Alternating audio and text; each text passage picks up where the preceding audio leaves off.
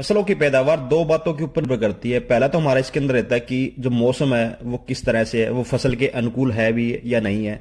दूसरा हमारे द्वारा दी गई जो भी कल्चर प्रैक्टिस रहती है। आज की वीडियो में हम गेहूं की बात करेंगे।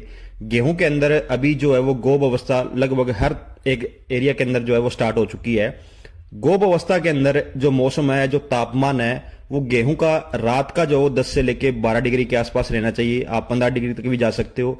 दिन का जो तापमान है वो आपका करीबन 20 से लेके 22 डिग्री के आसपास रहना चाहिए। तब जाकर के हमारी जो पैदावार है वो काफी अच्छी होती है। अभी आप फिलहाल देख रहे हो आज 10 फरवरी 2025 है, तो आज का जो टेम्परेचर है वो मेरे एरिया का वो करीबन 26 से 27 डिग्री के आसपास जो है वो दिन का चला जा रहा है। अगर टेम्परेचर 25 डिग्री से ऊपर हो जाता है या फिर 23 डिग्री से ऊपर हो जाता है, वहां पर गेहूं के ऊपर जो सबसे बड़ा दुष्प्रभाव है वो पड़ता है कि जो गेहूं का बूर या फिर जो फूल अवस्था होती है जिसे आप परागकण बोल देते हो, उसके ऊपर सबसे ज्यादा जो साइड इफेक्ट है वो पड़ता है। साइड इफेक्ट क्या पड़ता है कि हाई टेम्परेचर के कारण वो जो कोमल पार्ट है वो अपनी जो नपुंसकता है उसकी ओर चला जाता है, या फिर जो परागकण है वो हल्का हल्का कमजोर होना स्टार्ट हो जाता है। अगर परागकण जो है वो कमजोर हो जाएगा, फिर वहां पर आपका जो दाना या जो स्टार्च, जो भी आप दाने के अंदर दूध जैसा पार्ट बोलते हो, वो कम मात्रा में बनेगा।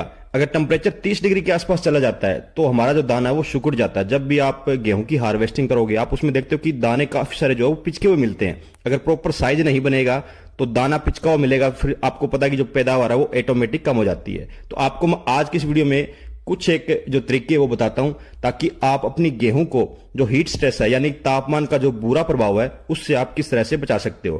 पहला जो तरीका है वो हमारा रहता है यहाँ पे जैविक तरीका। जैविक तरीके के अंदर आप जीवामृत का अगर आप स्प्रे के अंदर प्रयोग करते हो तो आपकी गेहूं को ज्यादा तापमान या हीट स्ट्रेस से आप भली भांति बचा सकते हो। उसके बाद में रहता है कुछ एक फर्टिलाइजर का स्प्रे है, जिसके अंदर पहला जो हमारा स्प्रे आता है वो आता है पोटास या सल्फर, दोनों का अगर कॉम्बिनेशन मिलता है तो अच्छी बात है, वरना पोटास या सल्फर को आप अलग अलग मात्रा के अंदर भी प्रयोग कर सकते हो। या फिर आप प्रयोग कर सकते हो एनपीके 0050 1 किलोग्राम, वह बोरोन 80 ग्राम और चिलेटेड जिंक आपको 100 ग्राम के आसपास रहनी है। तीनों का जो कॉम्बिनेशन है वो मिलाकर के अगर आप गोब अवस्था के अंदर करते हो तो वहां पर आपके फूल या बूर के ऊपर जो साइड इफेक्ट है वो तापमान का नहीं पड़ेगा। कुछ एक और भी जो तरीके हैं वो रहते हैं जो कि थोड़े से सस्ते रहते हैं। उसके अंदर हमारा कम खर्च में जो आता है वो आता है पोटेशियम नाइट्रेट। अगर इसका आप 800 ग्राम से लेकर के 1 किलोग्राम 130 या 20 लीटर पानी में मिलाकर के स्प्रे करते हो प्रति एकड़ के हिसाब से, तो आपकी फसल को ये हीट स्ट्रेस से बचा देता है।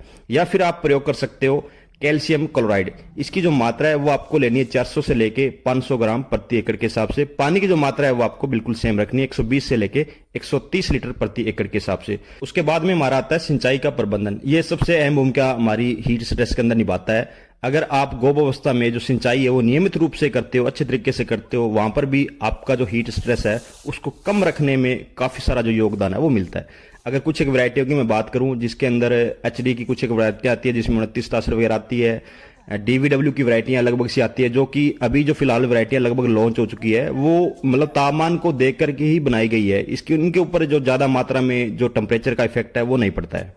उम्मीद करता हूं किसान साथियों जानकारी आपको अच्छी लगी होगी। अगर जानकारी अच्छी लगी है तो अपने वीडियो को लाइक और चैनल को सब्सक्राइब जरूर कर लें। धन्यवाद किसान साथियों।